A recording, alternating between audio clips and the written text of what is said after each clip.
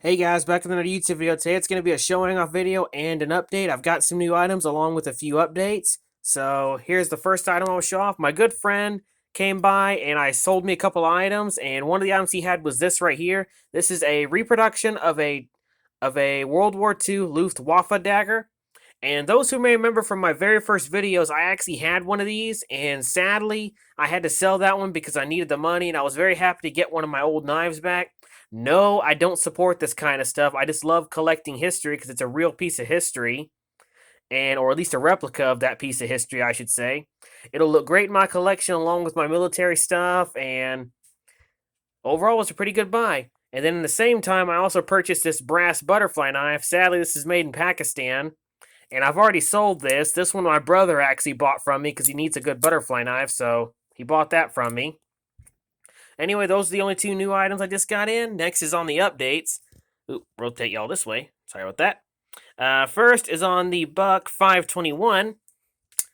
And this one is a... Look, I got my tank stamp right here. A 1993 model. Haven't been able to find much more than that. If I find out more information, I'll do another video on this. But I polished it up, brought it back to the original condition, cleaned the insides, yada, yada, yada. And the 112, I was able to find a year on it. This is a 1974 to 1980 112. Not a bad year, but I'm still going to end up sending it in because it's in horrible condition. And this was the gem today.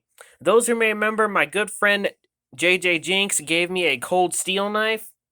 Let me see, where did I put the handle? I think I may have missed... Oh, yes, right here. This is the handle that was on it, and it had a broken spring, wasn't really no good. And this lockback handle I actually got from the same lot I got from my good buddy Tango. So I modified the spring and turned it into a large folding knife.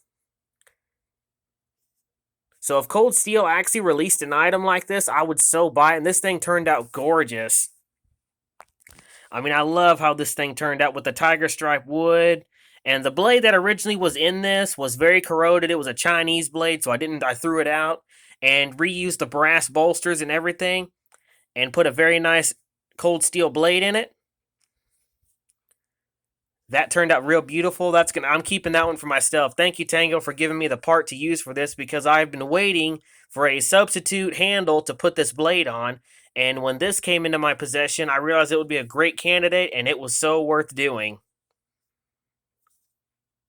Man, I love that knife. I even also got a leather sheath to go with it to make it even better. And this one I'm going to keep in my personal collection. I'm not getting rid of this because I do collect lockbacks. And this one came out real beautiful, so I'm going to be keeping this one for myself. So, that's all the updates I've got so far. And I won't be buying much of anything else, but the only reason I bought this and this was because it was a good deal, and plus it was nice to get one of my old knives back. So I hope you guys enjoyed and look forward to the next video. And as always, stay sharp.